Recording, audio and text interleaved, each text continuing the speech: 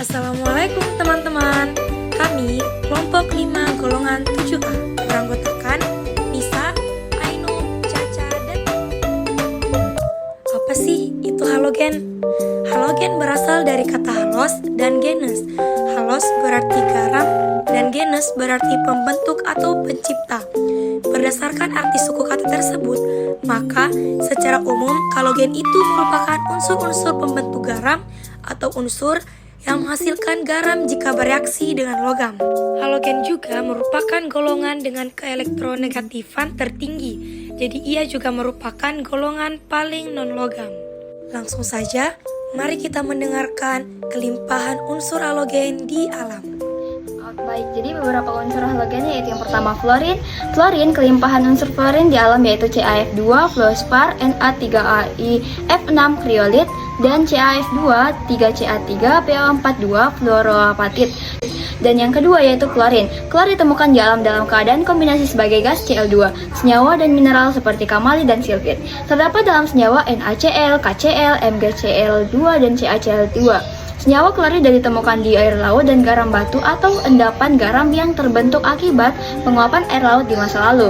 Setiap 1 kg air laut mengandung sekitar 30 gram NaCl. Proses untuk mendapatkan unsur klorin adalah melalui elektrolisis larutan NaCl pekat atau brin akan menghasilkan Cl2 pada anode danas H2 dan NaOH pada katode. Yang ketiga yaitu bromin. Bromin terdapat dalam senyawa logam bromida pada air laut mati, kadarnya sekitar 4.500 sampai 5.000 ppm. Beberapa senyawanya yaitu NaBr, MgBr-2, ion Br-.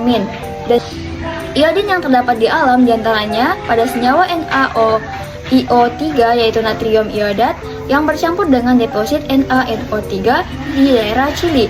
Dan yang kedua yaitu pada larutan garam bawah tanah di Jepang dan Amerika dengan kadar sampai 100 ppm. Yang ketiga yaitu pada sumber air di daerah Watudakon atau Mojokerto di Jawa Timur juga mengandung iodin dengan kadar cukup tinggi. Yang keempat yaitu NaI di air laut dan iodat atau IO3. Dan yang kelima yaitu astatin. Astatin jumlahnya sangat sedikit di kerak bumi, sekitar 30 gram karena unsur ini bersifat radioaktif. Sifat fisik halogen. Yang pertama, halogen memiliki titik leleh dan titik didih yang rendah. Yang kedua, halogen memiliki warna dan aroma tertentu seperti fluorin berwarna kuning muda, klorin berwarna hijau muda, bromin berwarna merah tua, dan iodin padat berwarna hitam. Yang ketiga, halogen berbau rangsang dan menusuk. Yang keempat, halogen bersifat racun. Yang kelima, halogen memiliki wujud yang berbeda-beda pada suhu kamar, seperti fluorin dan klorin berupa gas, bromin berupa zat cair, dan iodin berupa zat padat. Adapun kabel-kabelnya dapat dilihat di atas saya. Selanjutnya, sifat kimia halogen. Yang pertama, halogen bersifat reaktif dan dapat bereaksi dengan logam, non-logam, metaloid tertentu, hidrogen, dan air. Yang kedua, halogen merupakan oksidator kuat. Yang ketiga, halogen memiliki elektronegativitas yang tinggi. Yang terakhir, halogen sedikit larut dalam air. Adapun dengan dampak negatif senyawa halogen, yang pertama fluorin. CFC bereaksi dengan O3 menyebabkan berkurangnya kadar O3 sehingga ozon tidak mampu mencegah sinar UV sampai ke bumi. Yang kedua klorin, pestisida DDT tidak terurai secara alami, terakumulai dalam tubuh manusia lewat tumbuhan yang dimakan. CCl4 menyebabkan menyebabkan hati kerusakan jaringan syaraf. CHCI3. Yang ketiga itu ada bromin. Brom bersifat korosif terhadap jaringan manusia dalam bentuk cair dan uap. Unsur ini mampu mengiritasi mata dan tenggorokan. Uap bromin sangat beracun saat terhirup. Yang terakhir ada iodin. Hi hidrogen iodin berbahaya bagi saluran pernafasan, sangat korosif terhadap mata, sistem pernafasan dan kulit. Iodin menghirup uap asap menyebabkan iritasi pada hidung dan tenggorokan serta mengganggu paru-paru.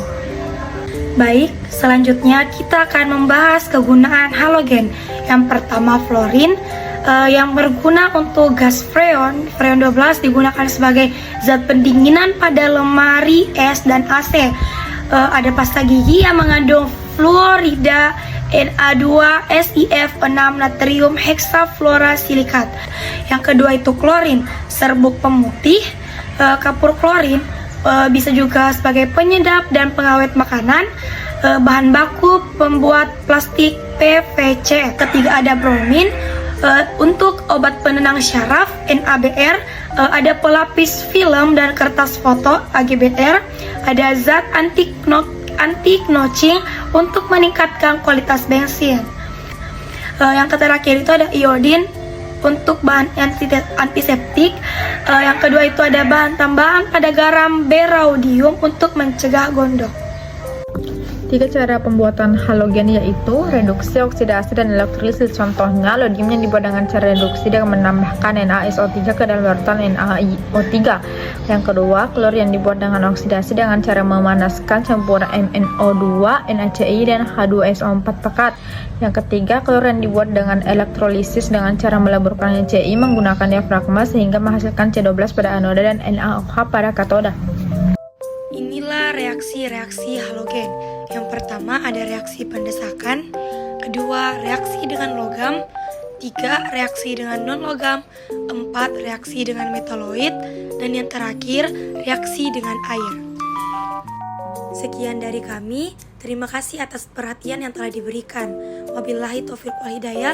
Wassalamualaikum warahmatullahi wabarakatuh.